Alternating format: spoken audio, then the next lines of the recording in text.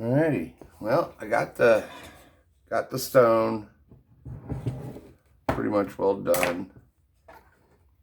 What we're doing now is a transfer,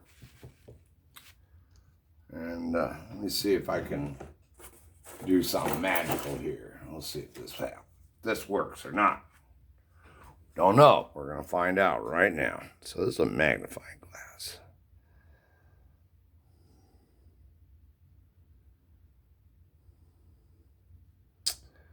I guess it is helping, ain't it?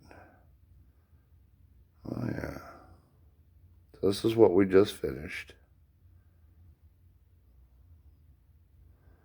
We're putting it in transfer. Well, this works out dandy.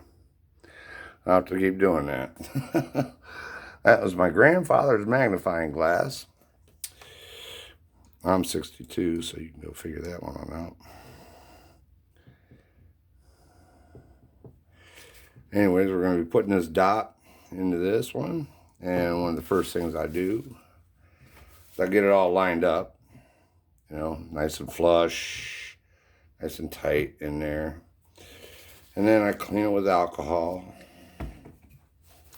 because this stone had oil on it. I found out when I was polishing this, it wasn't doing everything I wanted it to do. And I was like, well. So I went to an old trick. I used some WD-40 on it. And it seemed to really take away a lot of these little things I was experiencing. Like you do with corundum. You get these little pits and these little nicks and stuff. And you're like, what the heck is causing this? And it's like it tears at it or something. And it's like, huh. Well, this stone here, from what I'm seeing and what I'm reading, it's called diapaside.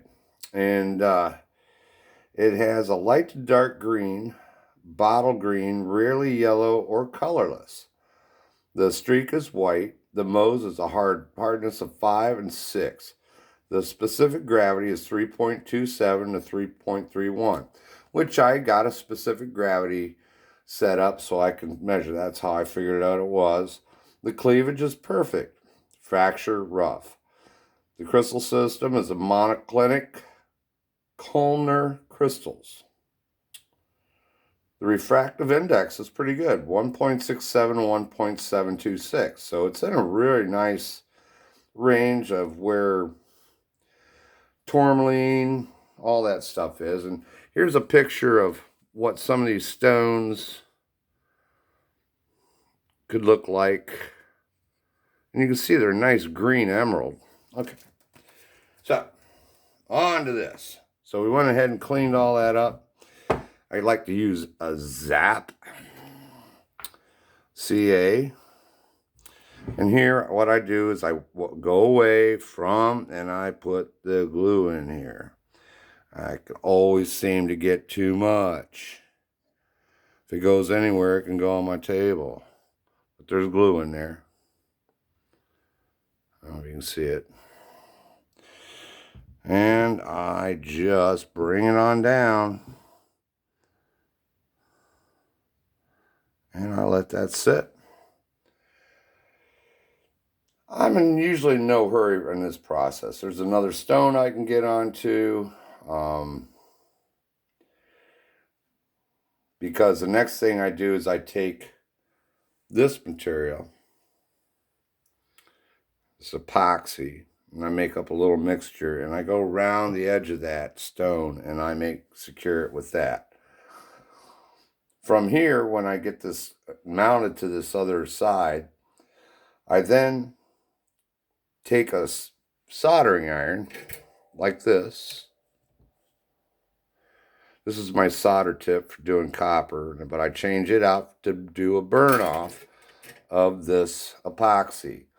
Once I burn that off, it weakens that joint, and I don't over damage the stone with any heat. It removes the epoxy, and before you know it, it pops off by hand. And so we'll be showing that process too, I guess, in the next one. So that's about it for that, and we'll see you tomorrow.